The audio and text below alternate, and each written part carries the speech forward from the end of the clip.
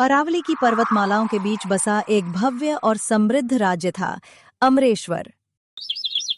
चारों ओर ऊंचे किले, संगमरमर के महल, झीलों में झिलमिलाता चांद और मंदिरों की घंटियों की ध्वनि। सब कुछ स्वर्ग जैसा था, लेकिन इस सौंदर्य के पीछे छिपा था एक भयानक रहस्य, एक पुराना शाप। कहते हैं 100 वर्ष पहले अमरेश्वर के राजा ने एक महान तपस्विनी का अपमान किया था। क्रोध में आकर उस तपस्विनी ने पूरे राज्य को श्राप दे दिया। जिस दिन इस राज्य का युवराज प्रेम में पड़ेगा, उसी दिन अमरेश्वर का अस्तित्व अंधकार में डूब जाएगा। तब से राज परिवार ने एक नियम बना दिया, युवराज को प्रेम से दूर रखा जाएगा।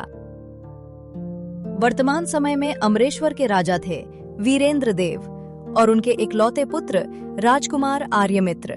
आर्यमित्र बचपन से ही शास्त्र, धनुर्विद्या और राजनीति में पारंगत थे, परंतु एक बात उन्हें हमेशा खटकती थी। महल में प्रेम, विवाह या स्त्रियों की चर्चा होते ही अजीब सन्नाटा छा जाता। एक रात उन्होंने अपने गुरु आचार्य सोमदेव से पूछा, गुरुदेव, मुझसे कुछ छिपाया जा रहा है। आखिर क्यों मुझे विवाह की चर्चा से भी दूर रखा जाता है? आचार्य कुछ क्षण चुप रहे, फिर धीमे स्वर में बोले, राजकुमार, हर सत्य जानना आवश्यक नहीं होता। परंतु मैं इस राज्य का भावी राजा हूँ। यदि मेरे जीवन से जुड़ा कोई रहस्य है तो मुझे जानने का अधिकार है। आचार्य ने गहरी सांस ली। तुम्हारे जन्म से बहुत पहले इस राज्य पर एक शाप लगा था। और उन्होंने पूरी कथा सुना दी। सुनते ही आर्यमित्र की आंखों में जिज्ञासा चमक उठी। तो क्या प्रेम अपराध है?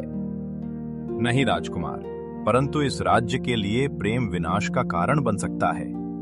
कुछ दिनों बाद आर्यमित्र वेश बदलकर प्रजा का हाल जानने निकले। जंगल के किनारे एक झील थी, चंद्रताल। वहां उन्होंने एक लड़की को देखा। वह साधारण वस्त्रों में थी, पर उसकी आंखों में अद्भुत तेज था। वह घायल हिरण के पैर पर औषधि लगा रही थी। राजकुमार कुछ देर तक उसे देखते रहे। तुम कौन हो? लड़की ने बिना घबराए उनकी ओर देखा। मैं नंदिनी हूँ, पास के गांव से। और आप? आर्यमित्र मुस्कुराए। एक यात्री जो रास्ता भटक गया है। नंदिनी हल्का हंसी। रास्ता भटकने वाले लोग ऐसे प्रश्न नहीं पूछते। राजकुमार पहली बार किसी के सामने स्वयं को सामान्य महसूस कर रहे थे। धीरे धीरे दोनों की मुलाकातें बढ़ने लगीं। नंदिनी प्रकृति, औषधियों और प्राचीन ग्रंथों का ज्ञान रखती थी। उसकी बातें साधारण नहीं थीं। एक दिन उसने अचानक पूछा, क्या आपने कभी अमरेश्वर के पुराने शाप के बारे में सुना है? आर्यमित्र चौंक उठे। तुम्हें ये कैसे पता? नंदिनी ने झील की ओर देखा। क्योंकि मैं उस तपस्विनी की वंशज हूँ जिसने ये शाप दिया था। हवा जैसे थम गई। राजकुमार का हृदय जोर से धड़कने लगा। तो क्या तुम यहाँ बदला लेने आई हो? नंदिनी की आंखों में पीड़ा थी।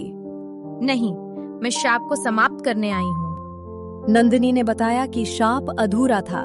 तपस्विनी ने जाते जाते एक उपाय भी बताया था। यदि राजकुमार का प्रेम स्वार्थ नहीं, बल्कि त्याग और सत्य पर आधारित होगा, तो वही प्रेम शाप को तोड़ देगा। परंतु शाप को तोड़ने के लिए 3 परीक्षाएं थीं। सत्य की अग्नि परीक्षा, त्याग की रात्रि, आत्म बलिदान का संकल्प। आर्यमित्र स्तब्ध थे। तो ये सब मेरे लिए ही रचा गया था? नहीं राजकुमार, ये हम दोनों के लिए है। नंदिनी ने गंभीर स्वर में कहा। उसी रात महल में एक अशुभ घटना हुई। आकाश में काले बादल छा गए। महल की दीवारों में दरारें पड़ने लगीं। राजा वीरेंद्र चिंतित हो उठे। आचार्य ने भविष्यवाणी की, युवराज के हृदय में प्रेम जाग चुका है। राजकुमार आर्यमित्र अब 2 रास्तों के बीच खड़े थे। प्रेम को त्याग कर राज्य को बचाएं या प्रेम को स्वीकार कर शाप से लड़ें। उनकी आंखों में नंदिनी की छवि थी और कानों में गूंज रहा था शाप का वचन। महल के प्राचीरों पर काले बादल मंडरा रहे थे। आकाश में बिजली चमकती और हर चमक के साथ ऐसा लगता मानो महल की नींव कांप रही हो। राजा वीरेंद्र देव अपने सिंहासन कक्ष में चिंतित बैठे थे। आचार्य, यह सब क्या हो रहा है? क्या शाप सचमुच जाग उठा है? आचार्य सोमदेव ने आंखें बंद कर ध्यान लगाया। महाराज, युवराज के हृदय में प्रेम अंकुरित हो चुका है। शाप की पहली आहट यही है। राजा के चेहरे पर भय की रेखाएं उभर आईं। उधर राजकुमार आर्यमित्र चंद्रताल पहुंचे। नंदिनी पहले से वहां प्रतीक्षा कर रही थी। झील का पानी असामान्य रूप से शांत था, मानो आने वाले तूफान से पहले की निस्तब्धता हो। नंदिनी, महल में अशुभ संकेत शुरू हो गए हैं। शायद शाप सक्रिय हो चुका है। नंदिनी ने गंभीरता से सिर हिलाया। अब पीछे हटने का समय नहीं है। पहली परीक्षा आज रात ही शुरू होगी। सत्य की अग्नि परीक्षा, वह कैसी होगी? नंदिनी ने झील की ओर इशारा किया। अचानक पानी के बीचों बीच अग्नि का एक गुफा प्रकट हुई। आग नीली थी, साधारण नहीं। ये वही दिव्य अग्नि है जिसे मेरी पूर्वज तपस्विनी ने स्थापित किया था। इसमें प्रवेश करने वाला व्यक्ति अपने हृदय का संपूर्ण सत्य प्रकट करता है। आर्यमित्र ने दृढ़ निश्चय से कहा, यदि यही मार्ग है तो मैं तैयार हूँ। जैसे ही आर्यमित्र ने अग्नि में कदम रखा, चारों ओर अंधकार छा गया। वो एक विशाल शून्य में खड़े थे। अचानक एक स्वर गूंजा। क्या तुम्हारा प्रेम स्वार्थ रहित है? उनके सामने उनके बचपन की स्मृतियां उभर आईं। राज्य का वैभव, सिंहासन, शक्ति, सम्मान। फिर नंदिनी की छवि सामने आई। उसकी मुस्कान, उसकी आंखों की सच्चाई। यदि राज्य और नंदिनी में से किसी एक को चुनना पड़े तो क्या चुनोगे? आर्यमित्र का हृदय कांप उठा। राज्य मेरी जिम्मेदारी है, पर नंदिनी मेरा सत्य है। अचानक दृश्य बदल गया।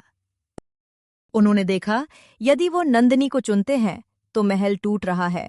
यदि राज्य चुनते हैं तो नंदिनी अग्नि में विलीन हो रही है। आंखों में आंसू आ गए। मैं किसी को नहीं छोड़ूंगा। मैं प्रेम को त्याग नहीं करूंगा, पर राज्य को भी नहीं गिरने दूंगा। यदि बलिदान देना होगा तो मैं स्वयं को दूंगा। अग्नि और प्रज्वलित हो उठी। बाहर नंदिनी घबराकर अग्नि को देख रही थी। अचानक अग्नि शांत हो गई और उसके बीच से आर्यमित्र बाहर आए। उनके वस्त्र जले हुए थे, पर आंखों में अद्भुत तेज था। आकाश में बादल कुछ क्षण के लिए छट गए। नंदिनी मुस्कुराई। आपने परीक्षा पार कर ली। पर ये तो बस शुरुआत है ना? नंदिनी की आंखें गंभीर हो गईं। हाँ, अगली परीक्षा कहीं अधिक कठिन है। त्याग की रात्रि। उसी रात महल की सबसे ऊंची मीनार गिर पड़ी। प्रजा में भय फैल गया। राजा वीरेंद्र ने क्रोधित होकर आदेश दिया, युवराज को तुरंत मेरे सामने लाया जाए। जब आर्यमित्र पहुंचे, राजा की आंखों में क्रोध और चिंता दोनों थे। क्या यह सत्य है कि तुम किसी साधारण लड़की से मिल रहे हो? आर्यमित्र शांत रहे। वो साधारण नहीं है पिताश्री। राजा गरज उठे। क्या तुम शाप को भूल गए? तुम्हारा प्रेम इस राज्य को नष्ट कर देगा। कुछ क्षण मौन रहा। फिर आर्यमित्र ने दृढ़ स्वर में कहा, यदि प्रेम शाप है तो मैं उस शाप से लड़ूंगा, भागूंगा नहीं। राजा स्तब्ध रह गए। रात के अंतिम पहर नंदिनी ने आर्यमित्र को संदेश भेजा। आज मध्यरात्रि को महल के प्राचीन तहखाने में आना, वही दूसरी परीक्षा होगी। आर्यमित्र जानते थे, ये परीक्षा उनके साहस ही नहीं, उनके हृदय को भी तोड़ेगी। आकाश में फिर से बादल घिरने लगे। चंद्रमा रक्त सा लाल हो गया। महल की प्राचीन दीवारों पर मशालें टिमटिमा रही थीं। आकाश में रक्तिम चंद्रमा था, मानो स्वयं समय इस रात का साक्षी बनना चाहता हो। राजकुमार आर्यमित्र धीरे धीरे उस पुराने तहखाने की ओर बढ़ रहे थे, जहां वर्षों से कोई नहीं गया था। वहां हवा ठंडी थी और वातावरण में एक अजीब सी सिहरन। तहखाने के विशाल द्वार पर रहस्यमयी प्रतीक बने थे। जैसे ही आर्यमित्र ने दरवाजा छुआ, वो स्वयं खुल गया। अंदर नंदिनी खड़ी थी, सफेद वस्त्रों में, हाथ में एक दीपक। उसकी आंखों में दृढ़ता थी, पर कहीं गहराई में छिपा भय भी। नंदिनी, यह स्थान कैसा है? यही से शाप की जड़ें जुड़ी हैं। यही मेरी पूर्वज तपस्विनी ने अंतिम मंत्र उच्चारित किया था। दीवारों पर प्राचीन चित्र उकेरे थे। राजा का अपमान, तपस्विनी का क्रोध और अग्नि का घेरा। दिनी ने दीपक जमीन पर रख दिया। अचानक कमरे के मध्य में एक काला दर्पण प्रकट हुआ। ये मोह दर्पण है। इसमें तुम्हें वो दिखेगा जिसे तुम सबसे अधिक प्रेम करते हो, और फिर तुम्हें उसे त्यागने का संकल्प लेना हो। आर्यमित्र का हृदय कांप उठा। त्याग? क्या इसका अर्थ है कि मुझे तुमसे दूर होना होगा? नंदिनी की आंखें भर आईं, पर वो मुस्कुराई। यदि प्रेम सच्चा है तो त्याग भी उसका हिस्सा है। दर्पण में धीरे धीरे दृश्य उभरने लगा। पहले नंदिनी की छवि आई। वह हंस रही थी, चंद्रताल के किनारे खड़ी। फिर दृश्य बदला। नंदिनी को सैनिक पकड़कर ले जा रहे थे। राजा उसे कारागार में डाल रहे थे। फिर तीसरा दृश्य, नंदिनी अकेली अंधकार में आंसुओं के साथ। एक स्वर गूंजा, यदि तुम उसे प्रेम करते हो तो उसे छोड़ दो। प्रेम से दूर रहो, तभी राज्य बचेगा। मैं उसे दुख में नहीं देख सकता। तो त्याग करो। कुछ क्षण मौन रहा। फिर आर्यमित्र ने नंदिनी की ओर देखा। यदि मैं तुमसे दूर चला जाऊं, क्या तुम सुरक्षित रहोगी? नंदिनी ने धीमे से सिर हिलाया। शायद, पर क्या आप सच में दूर रह पाएंगे? आर्यमित्र ने दर्पण की ओर देखा और दृढ़ स्वर में बोले, मैं त्याग करता हूं। यदि मेरे दूर जाने से यह राज्य बचेगा तो मैं स्वयं को निर्वासन में भेज दूंगा। अचानक दर्पण टूट गया। कमरे में तेज प्रकाश फैल गया। प्रकाश शांत हुआ तो एक दिव्य स्त्री का रूप सामने आया। तपस्विनी की आत्मा। उसकी आंखों में क्रोध नहीं, करुणा थी। राजकुमार, तुमने त्याग का संकल्प लिया, पर क्या यह त्याग भय से था या प्रेम से? आर्यमित्र ने बिना झिझक उत्तर दिया, मैंने त्याग इसलिए चुना क्योंकि मैं उसे पीड़ा में नहीं देख सकता। यदि मेरा साथ उसके लिए संकट है तो मैं उससे दूर रहना स्वीकार करता हूँ। तपस्विनी मुस्कुराई। यही त्याग की रात्रि का सत्य है। प्रेम जो स्वार्थ के लिए नहीं बल्कि दूसरे की सुरक्षा के लिए त्याग करे, वही शुद्ध है। नंदिनी की आंखों से आंसू बहने लगे। जैसे ही परीक्षा पूर्ण हुई, महल में भयंकर कंपन हुआ। तहखाने की दीवारें दरकने लगीं। ऊपर से सैनिकों की आवाजें सुनाई दीं। राजा वीरेंद्र स्वयं तहखाने तक पहुंच चुके थे। आर्यमित्र, यही सब बंद करो। उन्होंने नंदिनी की ओर इशारा किया। यही है वो लड़की, इसे तुरंत बंदी बनाया जाए। सैनिक आगे बढ़े। आर्यमित्र तलवार खींचकर उनके सामने खड़े हो गए। कोई इसे हाथ नहीं लगाएगा। राजा की आंखों में पीड़ा झलक उठी। मैं तुम्हें खोना नहीं चाहता पुत्र। यह शाप तुम्हें मुझसे छीन लेगा।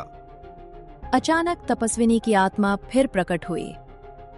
तीसरी और अंतिम परीक्षा शेष है, आत्म बलिदान का संकल्प। कमरे में सन्नाटा छा गया।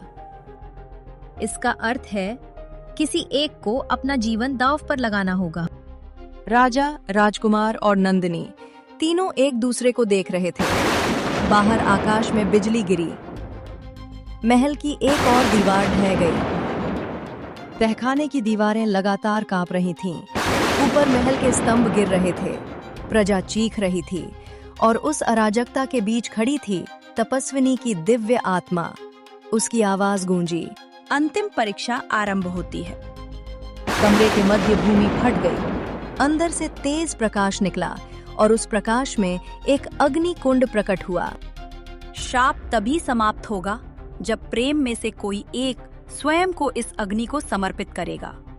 परंतु याद रहे, यह बलिदान मृत्यु भी हो सकता है या मुक्ति भी। कमरे में सन्नाटा छा गया। राजा वीरेंद्र की आंखें फैल गईं। नहीं, मैं अपने पुत्र को खो नहीं सकता। नंदिनी आगे बढ़ी। ये शाप मेरी वंशज की देन है। यदि किसी को अग्नि में जाना होगा तो मैं जाऊंगी। नहीं, यह राज्य मेरा है, मेरी जिम्मेदारी है। बलिदान मैं दूंगा। दोनों एक दूसरे की ओर देख रहे थे। उनकी आंखों में भय नहीं, केवल प्रेम था। राजा वीरेंद्र अब तक सब देख रहे थे। उनके मन में 100 वर्ष पुरानी घटना घूम रही थी, उनके पूर्वज का अहंकार और उस अहंकार से जन्मा शाप। राजा धीरे धीरे आगे बढ़े। ये शाप हमारे कुल के अभिमान का परिणाम है। दोष हमारा था और दंड भी हमें ही मिलना चाहिए। सब स्तब्ध रह गए। पिताश्री, आप क्या कह रहे हैं?